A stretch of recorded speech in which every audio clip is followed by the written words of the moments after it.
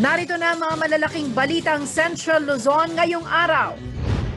COMELEC nagpaalala sa mga kandidato na kumuha ng permit bago magdaos ng political activity. Operasyon Baklas, sisimulan sa Marso. TUJ at tricycle drivers, dumadaing sa pagtaas ng presyo ng produktong petrolyo. Nakatakdang pagsisimula ng face-to-face classes sa elementarya, ipinagpaliban. Ilang high school students, balik silid-aralan na.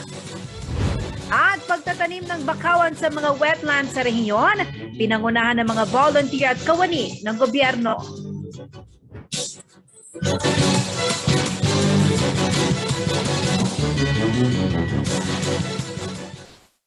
Magandang gabi ka rehiyon. Ako po si Jennifer Salenga. Oras na para sa mga maiinit na balitang Central Luzon. Nagpaalala ang Commission on Elections sa mga kandidato at kanilang mga taga-suporta na tiyaking kumuha ng permit bago magdaos ng anumang political activity ngayong panahon ng kampanya. Nilinaw naman ng COMELEC Central Luzon na walang permit ang naging aktibidad nitong Lunes sa Branzigao Convention Center, Ciudad San Fernando dahil ito raw ay birthday celebration lamang ni Pampanga Vice Governor Lilia Pineda. Present po sa pagtitipon ng UD team kabilang na si Presidential Candidate Ferdinand Marcos Jr. na nagsalita pa sa harap ng maraming tao na animoy campaign survey. Narito po ang report.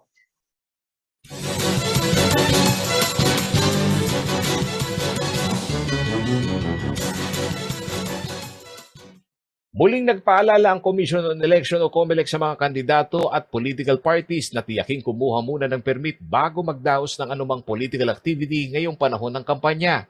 Ayon sa komisyon, magiging mahigpit ang kanilang tanggapan sa pagpapatupad ng campaign rules, lalo na't patuloy pa rin ang COVID-19 pandemic. Sa tala ng COMELEC Region 3 nitong Pebrero, umabot na sa 9 ang bilang ng na-disapprove na application for permit ng iba't ibang kandidato at party list group. Karaniwang dahilan sa hindi pag-aproba ng COMELEC ay ang kakulangan sa mga documentary attachment at hindi pagsunod sa 72-hour advance notice period. Samantala, naging kapansin-pansin naman ang dagsa ng mga political figures at candidates para sa national elections sa ginawang birthday celebration nitong Lunes ni Pampanga Vice Governor Lilia Nanay Pineda. Bagamat hindi pinahintulot ang makapasok ang media, makikita naman sa mga naibahaging larawan sa social media ang mga naging kaganapan. Isang pribadong pagtitipon ang idinaos sa Kingsborough Convention Center at sinundan naman ng mas malaking aktibidad sa Branzigao Convention Center sa siyudad ng San Fernando. Sa High School Boulevard naman, nag-aabang ang mga taga-suporta ni Presidential Candidate Ferdinand Marcos Jr. na dumalo at nagtalumpati sa parehong aktibidad.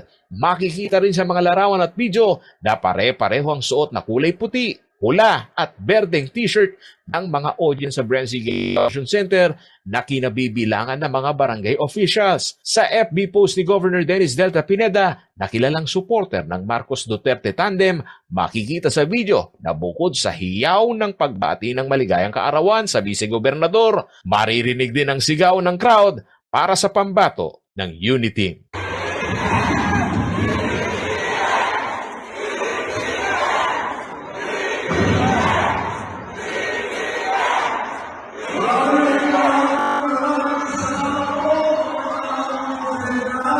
Ayon sa COMELEC, hindi nag-apply ng permit ang nasabing aktibidad dahil ito naman daw ay hindi maituturing na political activity kundi isang birthday party. Hindi ako familiar kung ano itong kaganapan nito. Nakita ko lang na may kaganapan na ganyan. Hindi na ipaalam ng secretariat sa akin kung ano ang kaganapan na ito. Kung may application ba kasi hindi ko naman alam kung ano ito, kung rally or ano bang incidental event na may press ng mga tinatawag natin ng mga kandidato. Hindi ko alam. Kung hindi nyo alam, hindi political event ho ito. Mangyaring hindi political event. So, kung it is an event lamang na nandyan sila, which is not a kind of a political rally or a campaign rally, hindi naman na kailangan mag-submit ng say, or mag-apply ng permit sa amin. Paula G. Santos, CLTV News.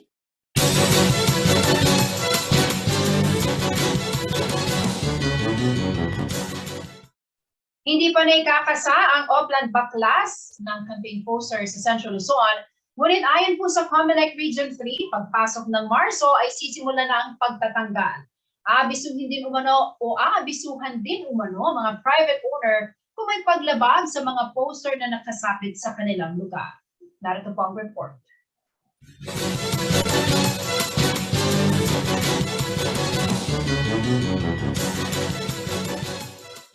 Makikita pa rin na nagkalat ang mga campaign posters sa iba't ibang panig ng rehiyon na hindi nakasusunod sa itinakdang guidelines ukol sa tamang sukat at lugar na pagsasabitan nito. Hindi pa raw kasi nasisimulan ng Commission on Election Region 3 ang Oplan Baklas. Paliwanag ni Commission on Election Assistant Regional Director Attorney Elmo Duque, hinakapos sila ng panahon dahil sa takbo ng preparasyon para sa halalan gaya ng training ng mga personnel. Magkagayunman, ginarantiya ni ARD Duque na sa Marso posibleng maitulak ang Oplan Baklas sa rehiyon. Parang wala masyado akong napapansin.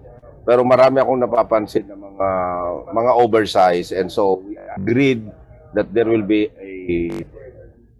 an regional operation Baklas.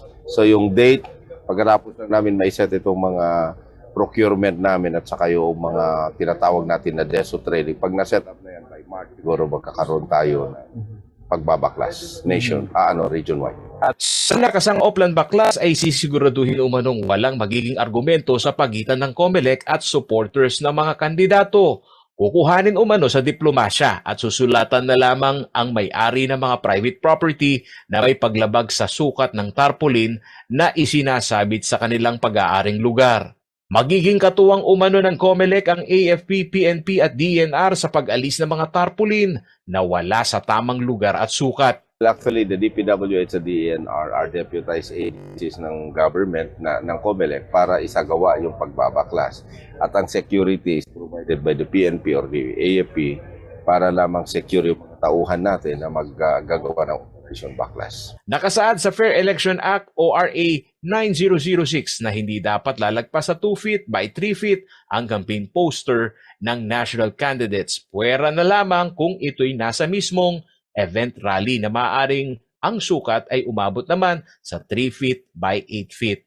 Sa higit 2 linggo na national na pangangampanya, iginagarantiya umano ng COMELEC Region 3 na naipapatupad nila ang Rules of Engagement ng COMELEC Resolution Number 10703. Patunay dito ang pagigipit sa protocol na mauuna dapat ang permit bago ang mismong political event ng mga national candidates. Sa ibinahaging dokumento ng Regional COMELEC Campaign Committee ni Duque, by 5 political events ang na-disapprove simula February 14 hanggang February 18. Mula sa 2 party list group, 2 senatorial candidates at 1 presidential aspirant. Aminado naman ng COMELEC Region 3 na napakarami nilang commitment sa paghanda sa sabayang halalan sa national at lokal. Bukod sa Oplan Baklas, isang hamon umano sa kanila ang pag-training muli o refresher sa mga tatayong electoral board o guro na mag-duty sa panahon ng halalan na dito sa Central Luzon ay nasa higit 29,000. Paolo G. Santos, CLTV News.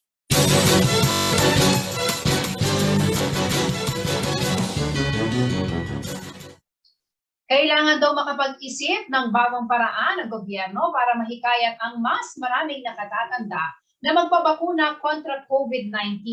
Ito po ay upang mapanatiling ligtas ang kanilang pamilya at komunidad ayon sa pinuno ng National Vaccination Operations Center o NVOC nitong Lunes.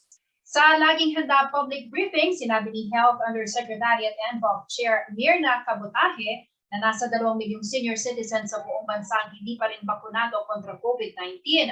Bukod dito, tayong 3.5 million na nakatatanda pa lamang ang nagpabakuna sa 5 million target ng DOH. Ayon po kay Cabutaje, magpapalit raw sila ng estratehiya at mas palalakasin ang advokasya dahil alam nilang marami pa ang mahirap kumbinsihin na magpabakuna.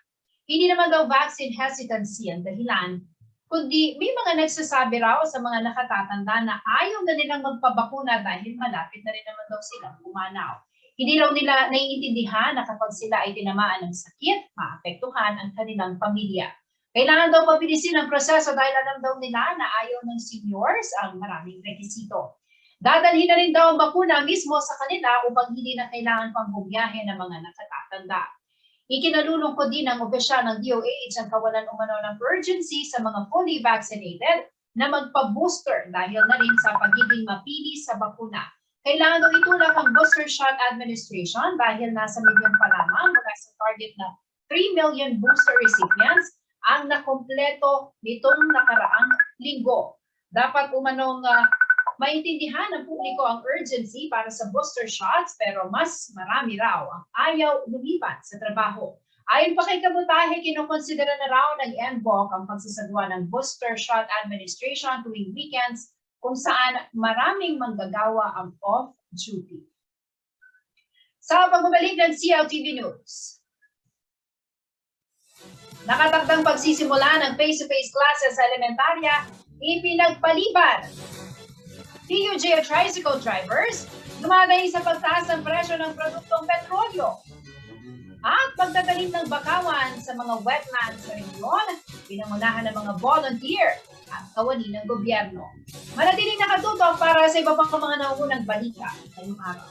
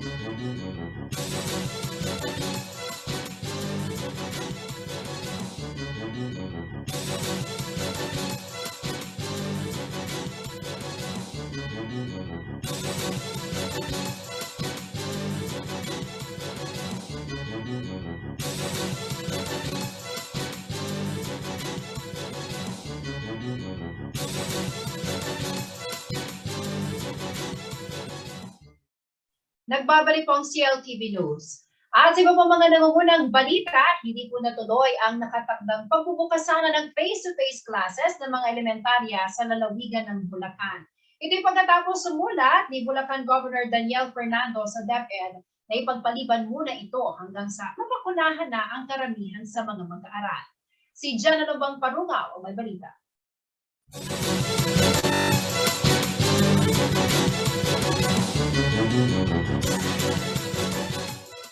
Mayroong 109 na mga paaralan sa lalawigan ng Bulacan ang nakatakda sanang magbukas ng face-to-face classes nitong Lunes, February 21, matapos ang 2 taong distance learning dahil sa pandemya.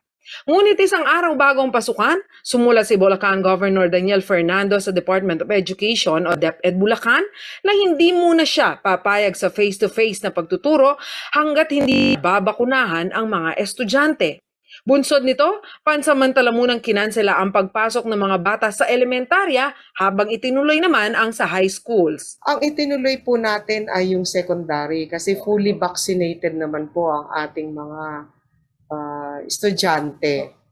Ngayon, yun naman pong sa elementary ay maganda po yung ginawa pong hindi muna itinuloy pansamantala, pinagpaliban lang para lang po masiguro na hindi po malalagay sa peligro ang ating mga mag-aaral sa elementary. Isa sa mga paaralan sa Bulacan na muling nagpatupad ng pagtuturo sa classroom ay ang Ramona Estrellana High School sa bayan ng Hagonoy. Kung hindi man lahat, karamihan umano sa mga estudyante ng paaralan ay bakunado na. Nakapasa din umano ang high school sa safety assessment tool ng DepEd. Dito po sa school, meron po kaming mga health kit para po sa mga bata, yung po mga hand washing area, mga pagkuha ng temperature, and also yung mga alcohol dispenser po. At talaga pong well-oriented ang mga bata as well as the parents. Higit umano sa inaasahan ang bilang ng mga estudyante at magulang na pumayag magklase sa mga silid-aralan. Parang nakaka-overwhelm po na hindi namin ini-expect na marami pong mag-i-intend na mga bata as well as the parents na mag-join dito sa ating face-to-face limited. And as of this day po, kaya po namang i-cater ng aming mga classroom. Sa grade 11 class ng Ramona High School, wala pa umanong alas 7 ng umaga ay nasa paaralan na ang mga estudyante. Iba po yung experience pag nasa school, nakakamiss po talaga. Para po sa akin, maganda rin pong simula to sa aming pag-aaral dahil po, compare po siya sa online classes, mas natututo po yung mga bata ngayon kasi po, mas may physical contact na po sila sa mga advisors at madali na po sila, plus mababawasan po yung mga interruptions sa paligid. Ayon kay Teacher Antoinette Gatela, sa unang yugto ng pag-aaral ay magkakaroon muna ng work immersion ang mga mag-aaral. Ito po ang tinatawag namin na work immersion. Mula po sa natutunan nila nung grade 11 ng mga specialized subjects, like for example po yung bread and pastry, and then FBS, tourism, and travel services, lahat po yun ay babalikan namin. Nakikita raw nilang mga guro na magtutuloy-tuloy na ang ganitong sistema ng pagtuturo, pangaman mananatili ang pagtalima sa mga tuntuning pangkaligtasan. Unti-unti po namin na ibinabalik yun pong natutunan o na nakasanayan po nila dati. Pero syempre, meron nga lang pong mga limitations dahil po sa safety protocols na kailangan po namin sundin. Inatasan naman ng provincial government ang mga municipal health office na bilisan ang roll-out ng bakuna para sa mga edad 5 hanggang 11 taon upang makahabol sa face-to-face classes. Inihingi na po natin ang suporta nila para sa kanilang vaccination. Dahil ano naman po natin, maraming mga bata ang excited ng pumasok, gayon din ang mga magulang. Jana Lumbang Parungaw, CLTV News.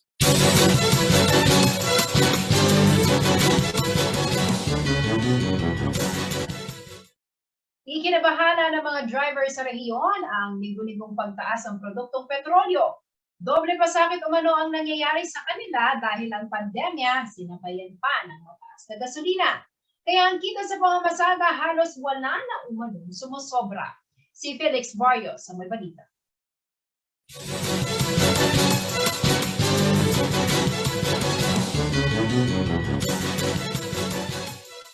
Tumaas na naman ang presyo ng produktong petrolyo ngayong Martes ng umaga. Kaya naman bungat pa lamang ng araw ay konsumido na si Mang Robert dahil ang bawat sentimong pagtaas ng diesel para sa kanyang pinapasadang jeepney ay nangangahulugang bawas kita. Wala nang masobra sa pasada, puro diesel na lang napupunta eh. Sobrang mahal ng diesel, hindi naman nagtataas ng pasahe. Ito na ang pang-8 linggo na tumaas ang produktong petrolyo ngayong taon. Ipinabatid na sa publiko ng Caltex, Clean Fuel, Petrogas, PTT Philippines, Sea Oil at Shell na magtataas ang presyo ng kanilang gasolina na hanggang 80 sentimos per litro at 65 sentimos naman para sa diesel. Samantala ang presyo ng kerosene ay tataas rin ng Caltex, Sea Oil at Shell ng 45 sentimos kada litro. Ito na naman ang ika-4 na pagtaas ng presyo ng gasolina at kerosene na lagpas sa piso kada litro habang ika-6 na linggo na sa diesel. Ayon sa Department of Energy, nitong taon lamang ang pagtataas ng presyo ng mga fuel products ay umabot na sa 7.95 kada litro sa gasolina, 10.95 kada litro sa diesel at 9.10 kada litro sa kerosene. Magpapatuloy pa umano ang pagtaas dahil ang global supply ay nagkukulang ng 3 milyong bariles kada araw. Epekto rin daw ito ng pandemya at ng tumataas na tensyon sa pagitan ng Russia at Ukraine. Kaya naman sa mga terminal, tampulan ng daing ng mga driver ng nangyayaring pagsipa ng presyo ng petroleum products. Ayon kay Salvador Laho, kung dati nakakapag-uwi sila ng 7 hanggang 800 piso kada araw, ngayon ay swerte na sila sa higit 300 pisong kita sa maghapon. Dati po, kumikita kami ng minsan 700. Sa ngayon po, pahirapan pa sa 300. Kinagabi na kami po.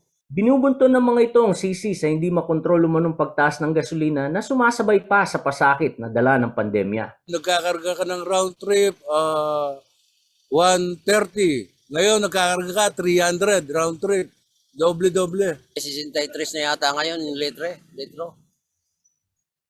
Kinikita naman, dati 500, 600. Ngayon, malaki na yung 300, ganyan.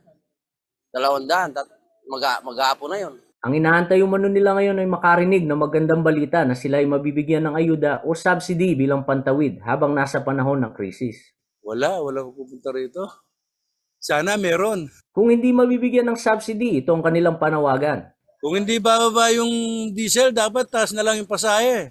Felix Barrios, CLTV News.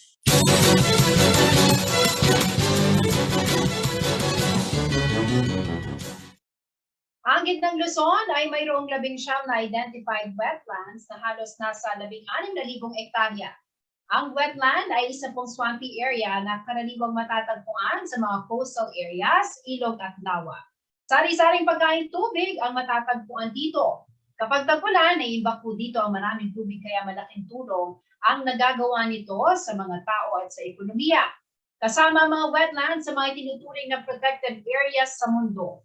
Upang ipalaganap ang awareness tungkol sa halaga ng wetlands ay idineklara ang Pebrero bilang World Wetlands Day. Kasabay din po ng annual observance ang anibersaryo ng Convention on Wetlands na pinagtibay noong 1971 sa City of Ramsar. Bilang pakibahagi sa selebrasyon, nagsagawa ng bakawan planting ang Department of Environment and Natural Resources o DNR, katuwang ang mga kawani ng gobyerno mula sa iba't ibang ahensya at daang-daang volunteers. Nasa 1,000 punlang bakawan, kabilang po ang bawang bakawan, bakawang babae at bakawang lalaki species, ang itinanim sa mga identified planting sites sa Sasmuan Bangkong Mapalad Critical Habitat Ecotourism Area sa Pampanga, Bagak River sa Bataan at Wacom Lake sa Zambales. Malaki din naman ang papel ng mga bakawan upang maiwasan ang erosion at nagsisabing proteksyon sa mga coastal communities mula sa storm surge at alon.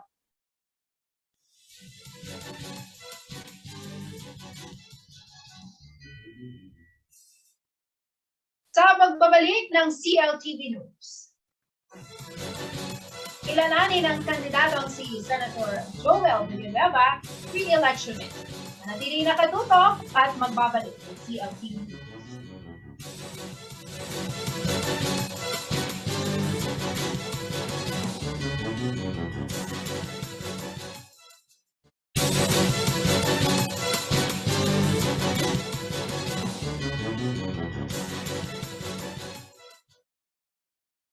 Nagbabalik po ang CLTV News. Mga karehiyon, para sa ating kilalanin ng kandidato, nakapanayan po na ating kasamang si Justin Dizon, si re-electionist Senator Joel Testdaman Villanueva. Panoorin po natin ito.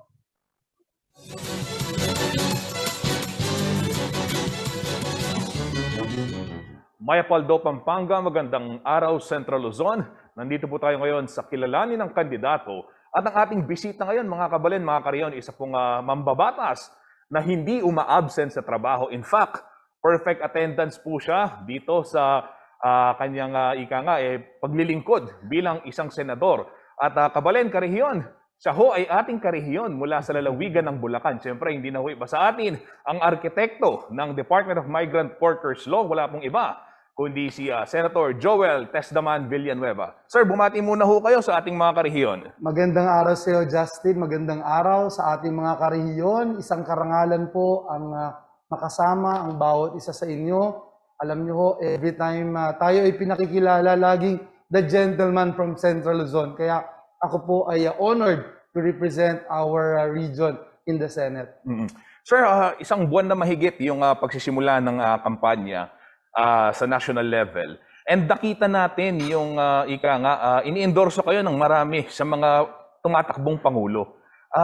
Bakit ho ganito kalawak yung suporta sa inyo, sir?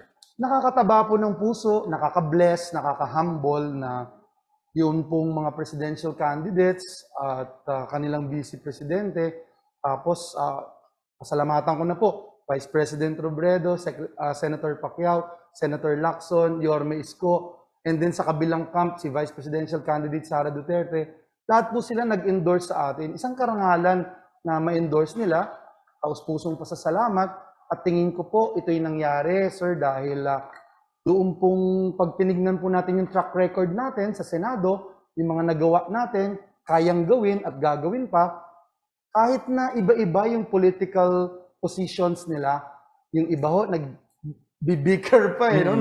Nagtatalo, nagbabanggaan. Pero lahat po sila mayroong isang common denominator. Nagkakasundo po sila na kailangan talaga ng isang Senator Joel Villanueva dito sa Senado. Senator, nabanggit nyo nga yung kailangan talaga ng isang Joel Villanueva sa Senado. Ano ba yung mga plano ninyo kung kayo ay ihalal muli ng ating mga kababayan? Lalong-lalo na ho ngayon, alam natin yung sitwasyon natin. Marami sa mga kababayan natin yung naapektuhan nitong COVID-19 pandemic. Hindi lang yung health status, kundi yung ekonomiya. Na alam natin, Central Luzon, isa sa mga pinakamalaking bilang ng mga manggagawa nandito sa mga free port natin. Paano po ang gagawin ninyo para matulungan sila? Justin, trabaho lang ang trabaho ni Tesdaman at tayo, nakita natin ngayon, 6.6% yung unemployment rate sa buong Pilipinas.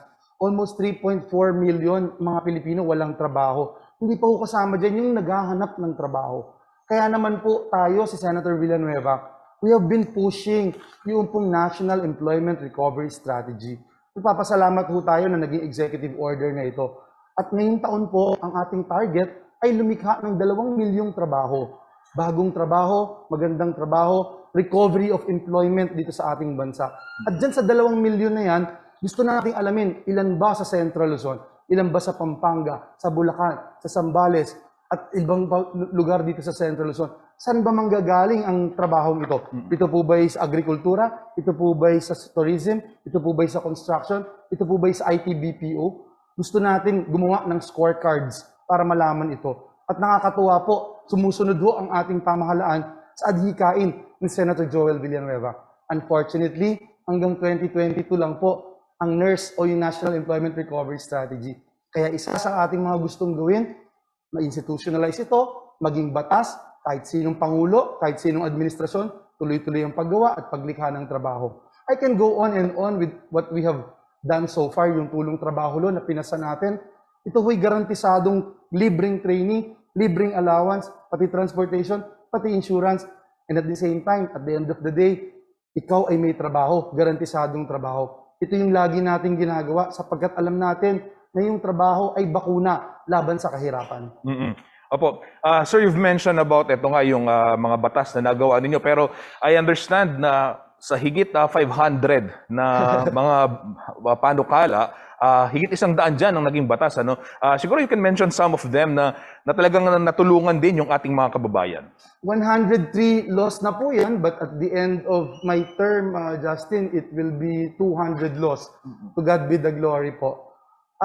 Favorite natin siguro itong isa sa mga paborito yung Department of Migrant Workers because maraming OFWs dito sa Central Luzon at alam natin, no, there are 7 agencies taking care of our OFWs. Pinagpapasapasahan, pinagtuturo-turuan. Saan ka pupunta pag ganito, pag ikaw ay documented, saan, etc. Yung 7 ahensya na yun, pinagsama-sama natin isa lang. Laser focus sa pangangailangan ng mga OFWs. Kung dati po, taga Zambales ka o taga Nueva Ecija ka, pupunta ka pa ng Maynila para mag-ayos ng papeles. With this law, mayroon na pong regional centers na itatayo for OFWs. Kung ikaw ay nasa ibang bansa, repatriation, undocumented ka ba? Documented. Kasi pag documented ka, ikaw ay sa OWA. Pag undocumented ka sa DFA, ngayon isa na lang. May isang separate na funding. Ano man ang pangangailangan mo? Repatriation, legal assistance, ito man ay medical assistance. Meron po sa Embahada ng Migrant Workers Office. Ito ho, isa sa mga paborito nating batas. Tinrabaho ni Tesdaman para sa ating mga OFWs. Or para sa Bayan Law, medyo emotional for me, sir, kasi I lost my mom and my sister during the pandemic. Nakita natin yung kahalagahan ng medical healthcare program natin. Kulang na kulang ang mga doktor. 3 doctors attending 10,000 Filipinos in the country. WHO says you must have 10 doctors for 10,000 population. Tayo 3 lang. Karamihan nasa Metro Manila, karamihan gusto pa mag-abroad. And that's why we push for this measure. At sa kabila ng hapdi ng sugat na nawalan ng mahal sa buhay, kahit paano naibsan po yung pain dahil naisabatas natin ito. Libreng tuition, allowance sa uniforme, gamit, allowance sa dorm, transportation, review fees, insurance, internship fees, libre din. Pag nakapasa ho kayo, mayroon kayong garantisadong trabaho na naghihintay sa inyo. So ilan lamang po ito, yung work from home law, napakalaking tulong po, batas din ni Senator Villanueva. First time job seekers law, napakalaking tulong din po para makalikha ng maraming trabaho. These are the things na pinagmamalaki po natin, na alam natin malaki ang impact sa ating mga kababayan. Yeah. First, sir, of course, I'm sorry for your loss, sir. Thank you. And follow-up question ko lang, kasi nga, you're mentioning about this creating jobs, no? Yung trabaho.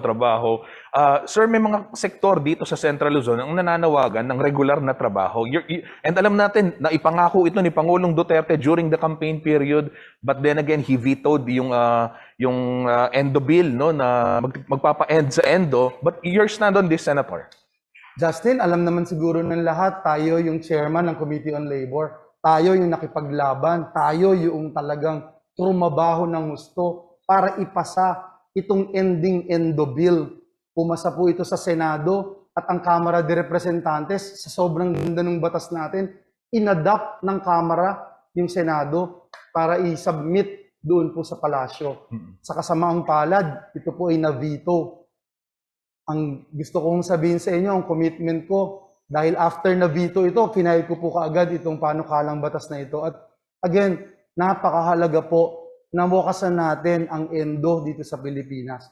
At habang ginagawa natin ang lahat ng ating magagawa para maging batas po ito, dapat merong insurance employment na nangyayari. Tayo ho, pag regular worker, kahit papano, may SSS, 2 buwan lang yung insurance. Pero dapat dagdagan yun kasi kulang. Pero paano pag contractual ka, mawalan ka ng trabaho, wala na po insurance. So ito ho, kasama sa ating plataforma de gobyerno na tayo ho ay gagawa ng paraan para may insurance yung ating mga kababayan. Pag nawalan ng trabaho, meron siyang makukuha. At one thing na gusto kong banggitin dyan, yung TUPAD Emergency Employment Program na talagang pinush natin ang gusto. From 6 billion, naging 19 billion last year. This year, 26.5 billion. Tayo po ang nagdepensa ng budget niyan for Emergency Employment Program. Pag nawalan ng trabaho, nagkaroon ng naapektuhan yung kita ng ating mga kababayan, merong Emergency Employment Program na pwedeng paghugutan mula sa gobyerno. At gusto natin maging batas na po yan para kahit sinong administrasyon na umupo, meron tayong makukuhanan ng pondo. Senator, bilang panghuli na lamang, ano mensahe ho ninyo sa ating mga kabalen, sa ating mga karehiyon dito sa Central Luzon? Mga kabalen, mga karehiyon dito sa Central Luzon, taus-pusong nagpapasalamat po ang inyong empleyado sa Senado, ang inyong TESDAMAN, sa lahat ng suporta na ibinigay niyo po sa akin. Kaya kong tumingin mata sa mata sa aking mga karehiyon at masabing na-represent ko sila at nagawa ko ang mission ko na gumawa at lumikha pa ng trabaho. Ako po'y nag-apply muli ng trabaho, ngayong darating na halalan, number 61 sa balota. Dahil trabaho ang lagi nating trabaho. Gusto natin masiguro na walang pagkakataon dito sa bayan natin, na hindi mawawala, na walang oportunidad ang ating mga kababayan na hindi magtrabaho, magka-negosyo, magka-access sa training, at higit sa lahat magkaroon ng kita. Yan ang dala-dala ni TESDAMAN dito sa Senado. Kaya sana po, huwag niyong kalimutan. Number 61 sa balota, trabaho lang ang trabaho. Senator Joel TESDAMAN Villanueva. Takal pong salamat. Yan mga kabalen, mga karehiyon, narinig ho natin ang ating kabalen at karehiyon dyan sa lalawigan ng Bulacan na si Senator Joel TESDAMAN Villanueva. Sir, maraming salamat po and good luck po sa inyong kandidatura. Appreciate it. God bless you more. Thank you po.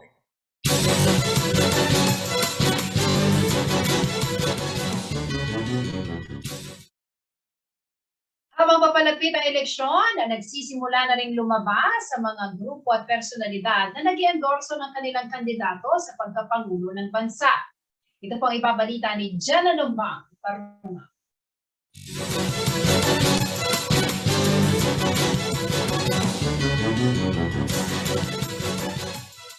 Patuloy Patuloy ang paglakas ng puwersa ng presidential candidate Leni Robredo. Nito lamang Lunes, February 21, ay nagpahayag ng suporta sa kanyang kandidatura sa pagkapangulo ang 4 na dating senador ng bansa.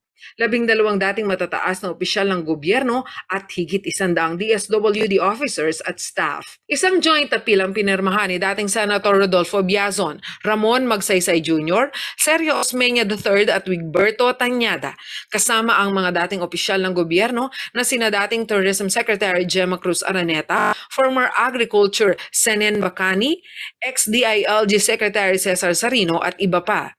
Ayon sa kanila, si VP Leni ang pinakakwalipikado at mapagkakatiwalaan sa lahat ng kumakandidatong Pangulo sa May 9, 2022 elections. Isinapubliko na rin ng 145 former DSWD personnel sa pangunguna ni dating DSWD Secretary Judy Taguiwalo at Lina Laigo ang kanilang pag-endorso sa Robredo Pangilinan tandem.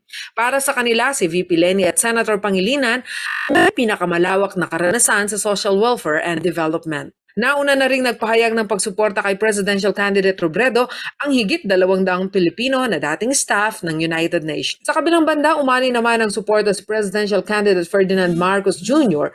at Vice President Candidate Mayor Sara Duterte Carpio mula sa Trade Union Congress of the Philippines o TUCP. Ang TUCP ay samahan ng iba't ibang grupo ng mga manggagawa sa bansa.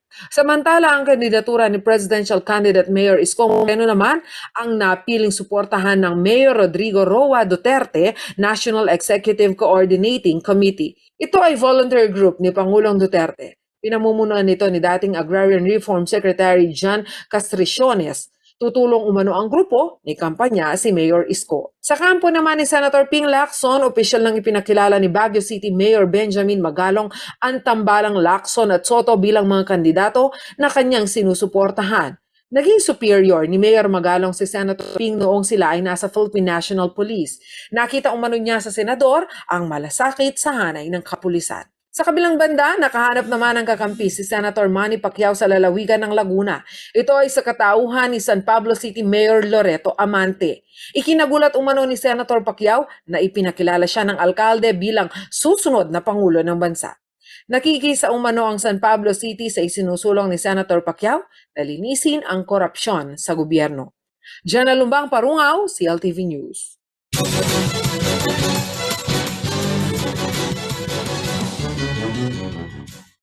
Sa pagbabalik ng CLTV News. Magbabawal sa pagdedenta ng gamot sa mga sari-sari store, inalmahan ng ilang may-ari ng tindahan. Ika-31 anibersaryo ng Philippine National Police, ipinagdiwang sa Camp Olivas. Manatiling nakatutok at magbabalik ng CLTV News.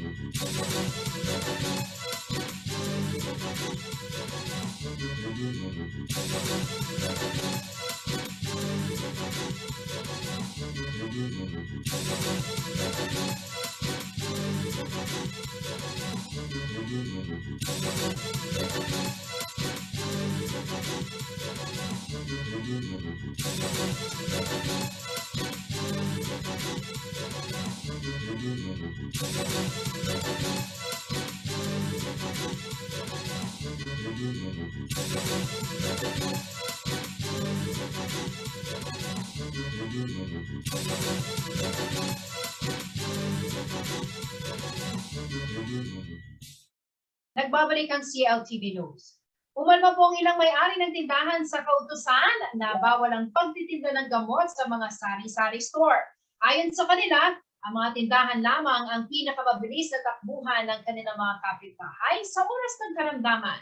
Ayon naman sa DILG, bagamat ipatutupad ang nasabing atas, naunawaan nila na may usapin ng accessibility sa gamot sa mga malalayong lugar. Narito ang report.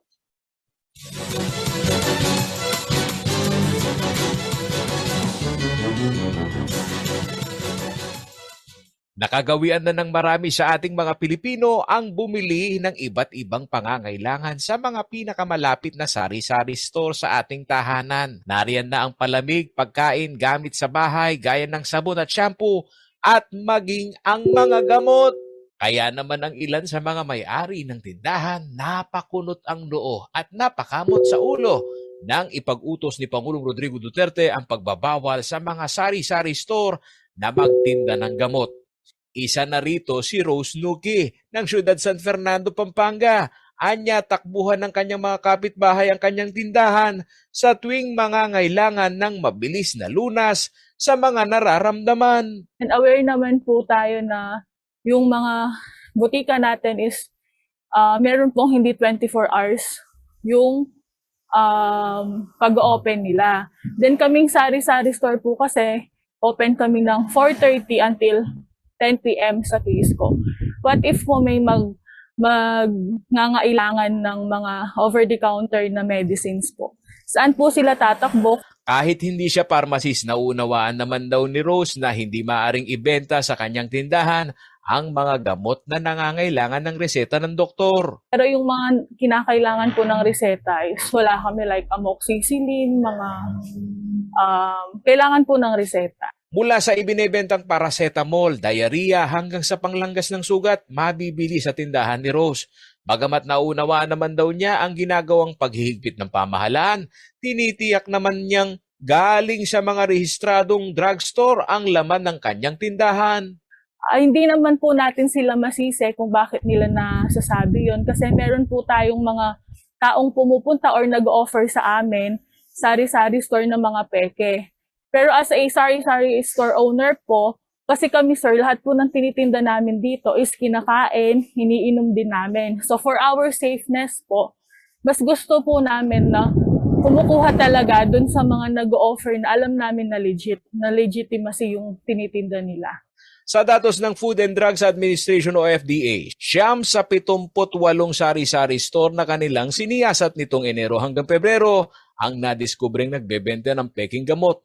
Kabilang na sa mga pinepeke ay ang paracetamol na ginagamit naman ng mga COVID-19 patients. Para kay DILG Undersecretary for Barangay Affairs Martin Dino, tila hindi makatarungan ang pagbabawas sa mga sari-sari store na magbenta ng mga gamot lalo na sa mga malalayong lugar. Diba pinahuhuli sa amin ng mga tindahan, ng mga nagtitinda ng gamot, samantalang tayo, lumaki tayo, lalo-lalo na sa probinsya, na yun lang, yung mga si Haling Bebang lang ang binibila natin ng paracetamol.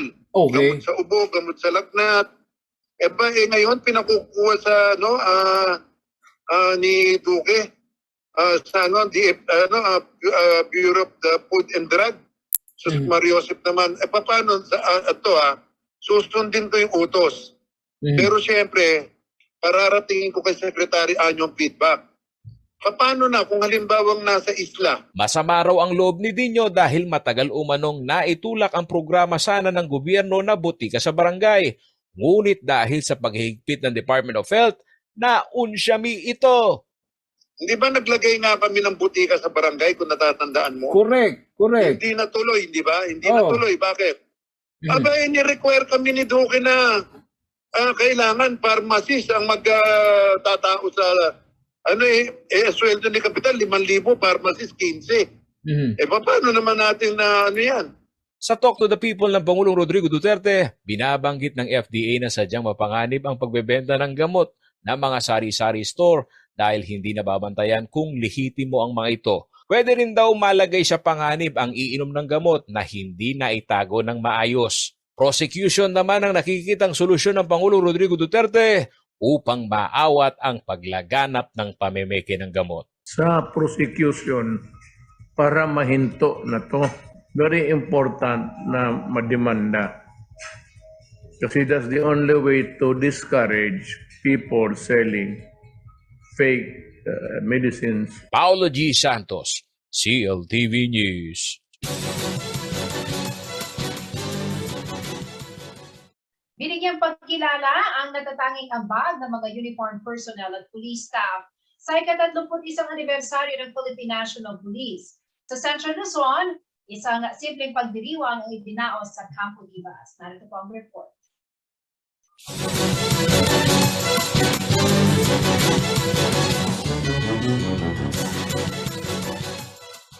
Ipinagdiwang nitong Lunes ang ika-31 anibersaryo ng Philippine National Police. Dito sa Central Luzon, itinaon ang selebrasyon sa traditional flag raising ceremony na ginawa sa regional headquarters ng PNP sa Campo Libas, siyudad ng San Fernando, Pampanga. Layon daw ng programa na kilalanin ang ambag ng mga uniformed personnel at maging mga staff ng PNP sa tagumpay na tinatamasa ng police force dito sa rehiyon. Nagsilbing panahon pandangal si Pampanga 3rd District Board Member Ananias Canlas Jr. na kumatawang kay Pampanga Governor Dennis Delta Pineda sa pagdiriwang. Sa kanyang talumpati, pinasalamatan ni Canlas ang PNP Regional Office 3 para sa pagpapanatili ng kaayusan at kapayapaan dito sa rehiyon at siniguro niya ang suporta ng provincial government sa kapulisan. Taong 1991 ang itatag ang Philippine National Police.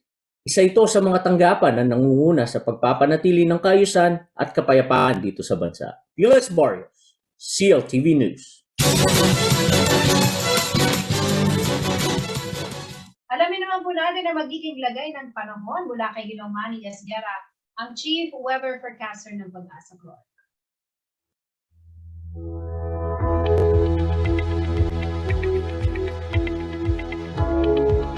Narito po magiging taya ng panahon sa susunod na 24 oras.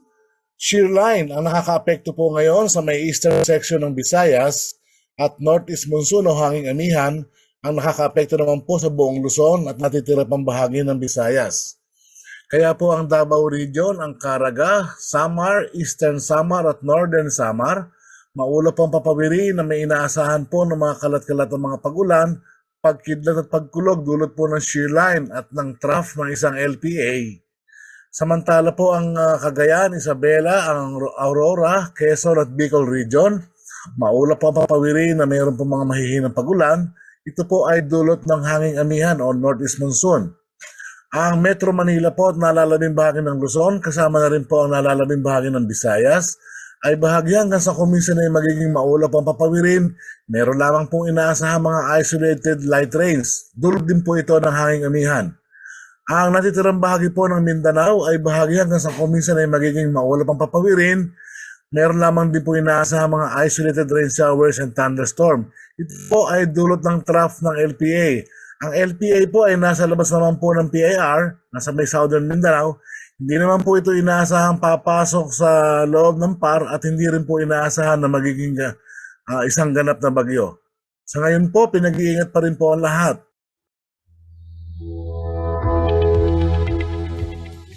At yan mga balita ang nakalap ng CLTV News. Kasama po pwersa ng CLTV News and Current Affairs. Ako po si Jennifer Salenga. Maraming salamat.